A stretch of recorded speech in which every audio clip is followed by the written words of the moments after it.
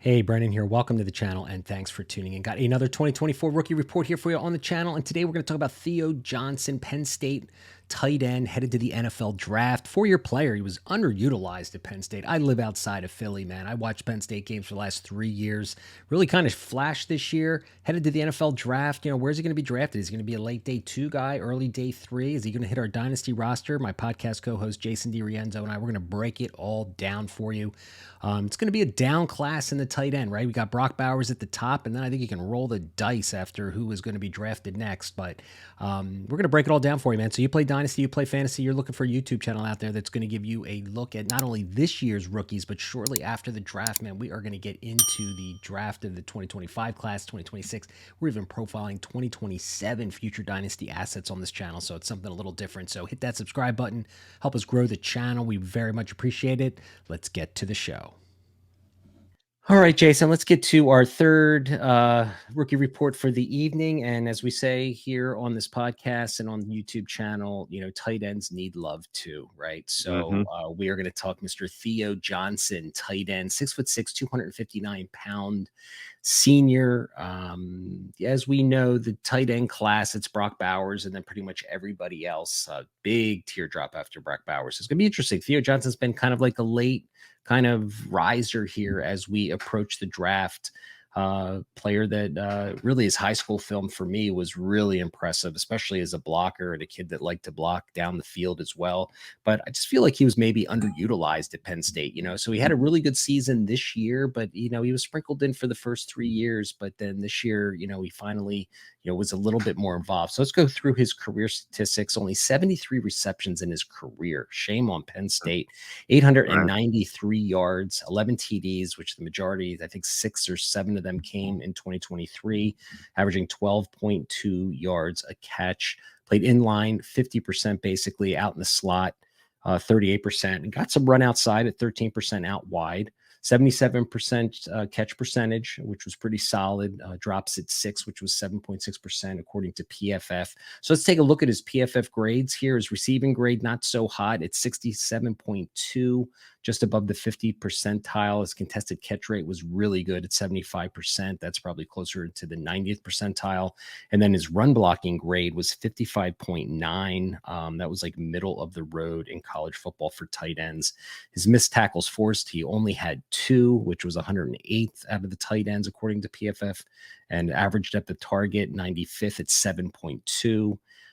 Yards after catch reception tied for 101st. So kind of on the back end as well. So I'll start this. They'll start off the scouting report on him. I find a guy that, he's that physical player who is going to thrive, I think, winning at the catch point. He's got reliable hands, I saw. I think he's a good contested catcher. I liked his body control to a certain degree at the catch point. Didn't offer a lot of yak ability, right? I'm not sure where his athleticism is now. I know he went to the combine and really had a very good combine, and I think people were impressed with the majority of his agility drills. Am I correct in that assumption?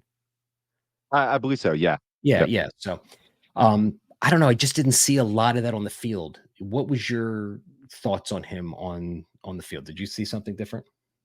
You know what? I mean, it's different watching him in gameplay and at the Senior Bowl. And I keep saying it, but like seeing him live, you could really see that he's a little bit more of a twitchy athlete than what you would see in actual live gameplay. But I wonder if that's, again, I just wonder if it's practice situations, where you can really Mhm. see him move around a little bit more freely without the having someone right there at his hip. I think the athleticism is good, but I don't know if he's going to actually be able to manipulate and get around, NFL defenders as easily as what we've seen at Penn State. And he was a tough read for me. Like, I honestly, besides for the contested catches, the strong hands, the physical play strength, yeah, I think he's gonna body guys in the end zone, and I think he could be a really nice red zone threat. But the limited route tree, not a lot of nuance within the route running in Mhm. general. I think maybe he could just find those soft spots in zone and be available that way. Maybe get yards after the catch, navigating through the seam of zone. But I have a tough time trying to figure out how he is going to project at the next level. I think he is going to have a pretty big learning curve. That's kind of what I gathered from Theo Johnson. But the upside is absolutely there. It just may take a long time or may never happen.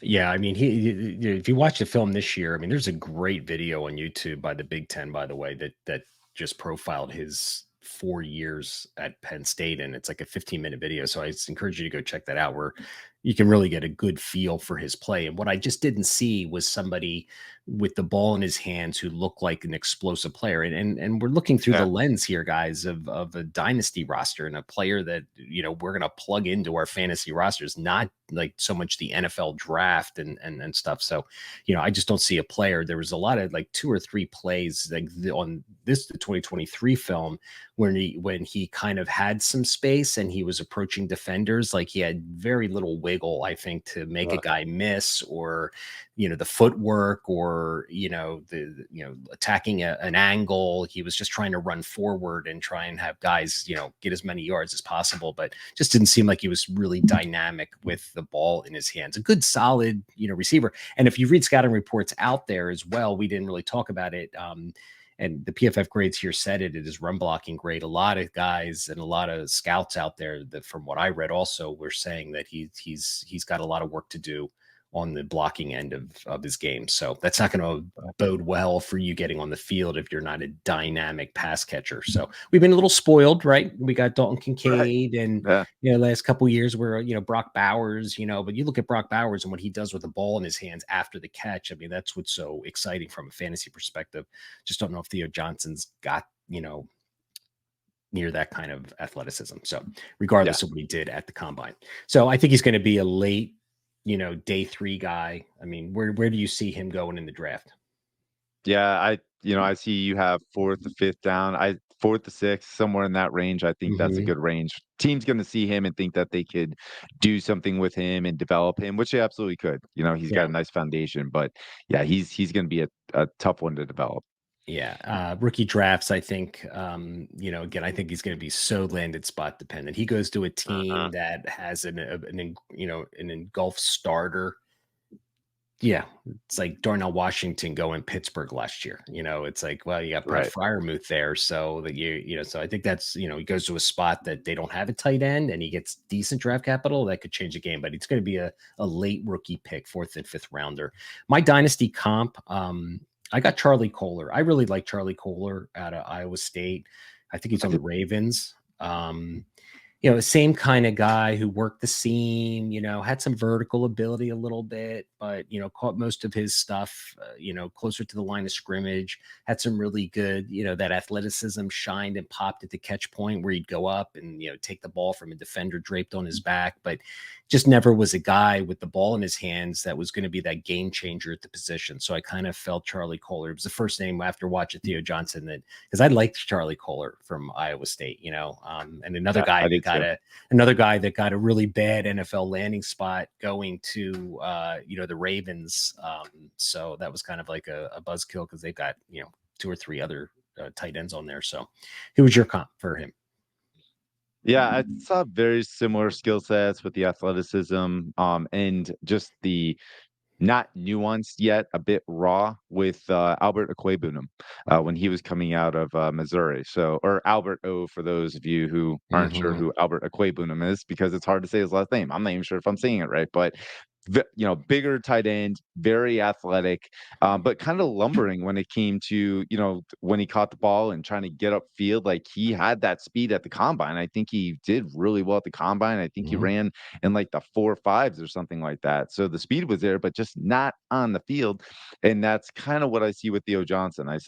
He in practice situations at the combine, you see it all, but I just did not see the same thing in the game film. And I'm wondering if it's going to translate to the next level like that, just like it did with Albert O. Like you saw flashes, but flashes don't last. And as Luke Riddick always says, flashes get you fired. Well, I think flashes will get this guy only so far. So I see very similar skill sets and possibly the same projectional outcome as Albert O.